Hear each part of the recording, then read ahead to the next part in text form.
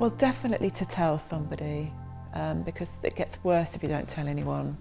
You know, keeping those secrets is really, really harmful. So I would say talk to someone at college or school, parents, if you feel you could tell your parents, definitely tell somebody. And it might be that going to the GP might be the best option.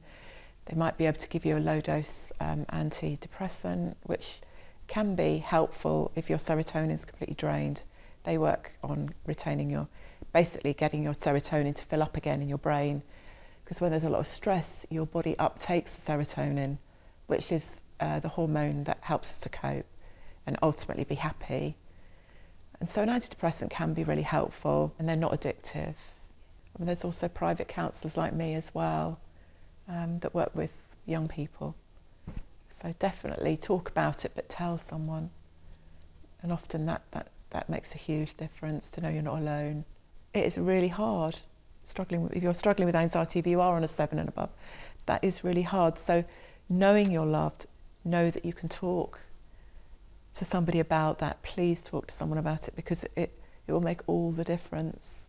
Young people get better much more quickly because their neural pathways are still growing. So those habitual ways of thinking can be helped very quickly. Deal with it now while you're young, and it can change the direction of your life dramatically. And it is difficult to change. I think that's something else I would say. You know, it's not easy to change the way we behave. My job, I always say to people, is to make you a little bit anxious in order to grow, because the anxiety will just keep you in a cage. So my job is to push you out of that cage a little bit and challenge you. Anxiety won't go without doing that. The reward is so great, yeah, of doing things you were scared of, and growing into that, and knowing that you can do things that scare you is really, really powerful, especially as they're going off to uni and travelling and that sort of thing. You know, the sky's the limit. I wish I'd known that. And that's very empowering, to know that you can deal with difficult things.